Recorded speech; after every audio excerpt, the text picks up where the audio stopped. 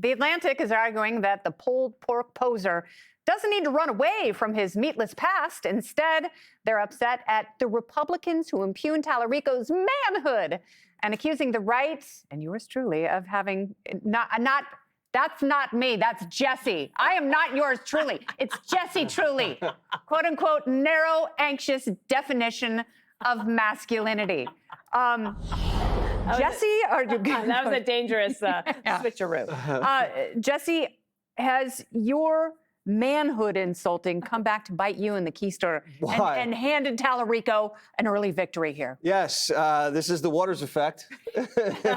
They're watching what I say and they react to it. I said he was going to have the meat sweats by this campaign, and he's got the meat sweats. He'll never be able to eat a salad for the rest of his life. Everywhere he goes in public, he's going to be shoving barbecue down his throat, and that's fine, but that's not really the position you want to be in. He's also saying he's a border hawk. He's on tape saying there should be a welcome mat at the border. And now he's against trans surgeries. He's on tape saying all he thinks about are trans kids. I love trans kids. That's the first thing that came to his mind when they asked him, what do you care about? He said, trans kids. So, all right, is it going to work? I doubt it. Is Plattner's whatever he's trying to do going to work in Maine? I doubt it. But you know what? It's because of us. They're on the defense because of the 5. You're welcome, Republican Party. Yeah. Where's my check? All right. So I think you that... get a big one. You get a big one. Where's my other check? James Talarico could argue that his opponent is a bigger issue for the country than Graham Plattner. What do you say here, Harold? I think that it is okay for politicians to change their minds. I think it's okay for if new information and analysis is the provocateur, is the catalyst for that. I think it will behoove Mr. Talarico to give a big speech, lay out how he evolved from the position he had months, years ago, or whenever it might be to now. I actually applaud people in business, academia, sports, wherever it may be, who can change their minds after being able to acknowledge it. Maybe I was wrong about something. I remember when I was in politics, I did not believe in term limits when I first got to Congress. I helped co-chair an organization over the last 15 years. I'm no longer the co-chair of it, but for advocating for term limits at the federal level and even the state and local level, particularly in Congress and the Senate.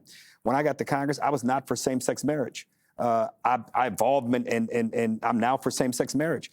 I got to Congress, I was where Dana is totally on vouchers and charter schools and all of the alternatives and reforms in schools. I now want government to be more involved in schools because I think we had to treat it like national defense. I have a theory of the case. We can disagree, but I don't think you just throw someone away or you say you disbelieve them just because they change their minds. Now, if he can't explain it, then I would agree with this. But I don't like politicians who say, I've had the same position for 40 years on an issue, even though circumstances and information in the world has changed. You have to change with the world, and you have to be willing to explain and say, I was wrong, or I think about this differently now. Yeah, so, and hopefully he can do that. Greg, there's a difference between an evolution on a position and refining with sophistication and adding to what you might have believed before and completely doing a political 180 because it's politically convenient.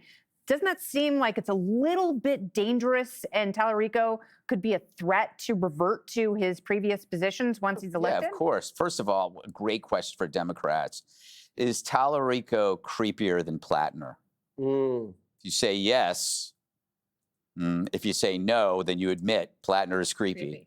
Anyway, I think the question about evolution is when they do it. Evolution doesn't count when you're running for something. It counts when you're not running. And the problem with Democrats is they always go to the middle when they're running, and the moment they win, they get really, really left-wing. But right now, all those progressive bumper stickers are peeling off the Prius that he's hiding in the garage as he's now tooling around in his leased Ford 150. I don't trust him because I don't trust anybody who sells out the things they claim to champion in an effort to gain popularity. He's a religious person who denigrates religion. He's one of those guys. And coming out against trans surgeries for kids, it's too little, too late. We did all the heavy lifting. You know, don't get in front of that parade, pal. You were in the back pushing those kids in. You know, what about coming out against funding the drugs and the surgeries for convicts in prison or illegals, or putting trans women who are guilty of sexual assault in among female prisoners. Why don't you come out against that? You won't come out against that because you don't want to share that risk. There are battles to fight, but he only wants to fight the ones that have already been fought. He's a coward, and he just, as a man, he just wilts. He wilts. He's flaccid, impotent. But Greg, when you say people can't change their minds during campaigns, so what if John Cornyn says, I can't support Ken Paxton because of all those terrible things? He's now said, I'm going to support him. Do you believe that he supports Ken Paxton? I don't think he doing it. I think he does. I'm talking about issues. No, issues. but there are issues. But what you're talking about is a very different exception. Like this person, you find out he's a cannibal. Of course, I'm going to support him. But anyway, no. But if a person is bad, then you got to do. But I'm talking about the guy just switches because he's reading the handwriting on the wall, and power is more important than principle. He's got to give a speech. He's got to give a speech to show why he evolved. I agree. But if it may be believable. Dana. I know we don't have a lot of time. This is what I would say. If you are a press person working on a campaign and they say, call all the reporters, tell them to meet us at the diner because we're going to have the candidate eat meat so that they can get it on camera, run away from that campaign. You don't want any part of it. All right. And Talarico at this point. Look at his face. Can you pull that back up? He doesn't Look at his look like face. he likes it. He's like, oh, he's like, I'm going to have to swallow it, aren't I? I'm going to have to swallow it. He looks like a contestant on Fear Factor who's eating a Madagascar cockroach. Be sure to like and subscribe for all the Fox News latest on YouTube, and catch full shows streaming now on Fox One.